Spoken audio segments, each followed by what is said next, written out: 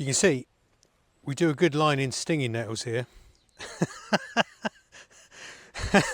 they, they are irrepressible, but they're also a sign of high fertility, so I'm going to take that. I planted these bananas in earlier in the year. Can you see that? Nice big clump of these things. Yeah, these are from my garden, and I'm hoping they'll, well, I'm pretty confident they'll spread out really and cover this whole area, or they'll spread out really well and cover the area, I should say. A lot of mulch still down. This was all bindweed and couch grass, every manner of nastiness in through here. But I've got some fig trees that I'm going to relocate and put in here because they'll really enjoy this brick wall.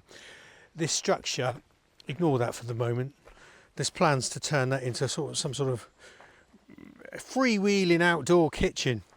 That should be really nice. I think the winter months, a bit of woodwork's always a pleasure. And you can sort of see we've already got the tables and working surfaces ready to go. A few outdoor cooking implements and what have you.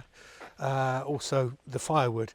One of the things we're collecting, certainly over the last wee while, has been chunks of cherry wood and apple wood, because this stuff, it's got a lovely scent to it, the smoke. It's nice and sweet, and if you cook meats over that or cook anything over it, you get that extra flavour. Much nicer than using ash or oak, which is positively caustic actually. Oh, now you might remember last autumn, certainly on my Instagram I was banging on about this, I was collecting up absolutely tons and tons of fallen leaves. I better put a net on that, I won't be able to go down the road. This, right, let's just dig down into it, is a pile that must be, I don't know, 2 or 3 feet deep in places. I mean, it's incredible.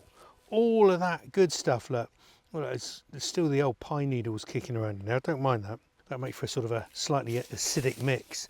But I'm going to dig out a good chunk of that and use it as mulch in the rest of the gardens. Now, one of the things you can sort of see, there is weeds. There's old man's beard growing in here, a few nettles, but I've not allowed any of them to self-sow, or any seedlings really to get their toes in, get their anchors into this leaf mould, because this is going to be clean and it's going to be the mulch we use in the rest of the beds and borders.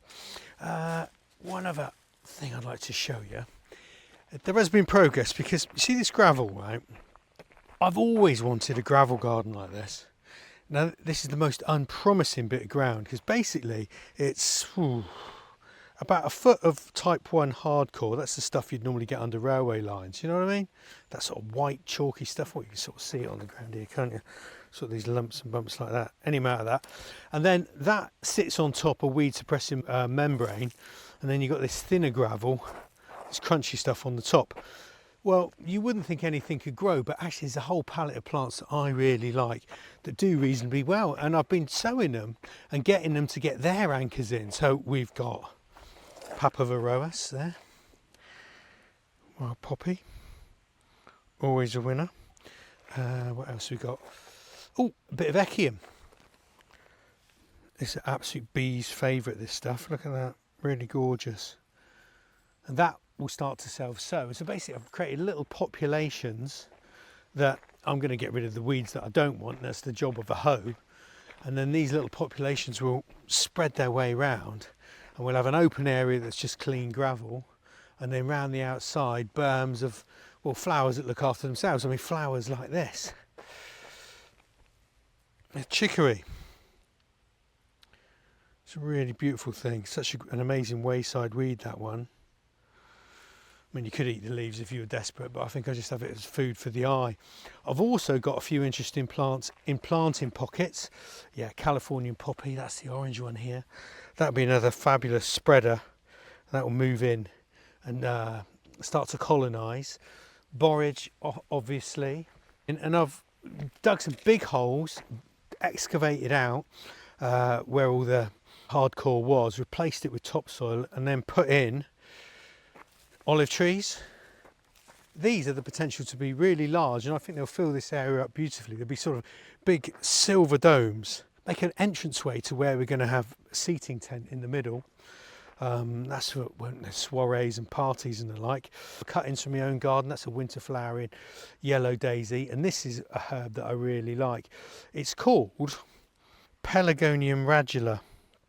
Right, it's a really good herb if you like making Victoria sponges, because what you can do with this is put the leaf right in the bottom of your cake tin, add your cake batter straight in on the top, you cook it, and the smell of this, the scent has got a technical name, it's called attar of roses, so it's that smell of Turkish delight, and it really cuts through the egg and the sugar, and it just adds a lovely sort of, well, almost like a spiciness to when you're cooking a cake. Really beautiful. So that's a herb that I think should overwinter down here. Another self-sower, Angelica. Really good for gravel gardens. A bit of Lipia there, that's lemon balm. And a couple of projects I've got to get done and get weighed off. This is a citrus tree, a yuzu. You see little fruits on there. It's not looking that happy. And that's because I think this mulch is too limey for it. So I'm going to bring that back, but I'm going to cover this with a homemade greenhouse I'm going to make from recycled panes of glass, and I think jobs are good. But there you go. This time next year, my friends, this place is going to look amazing. Stay tuned.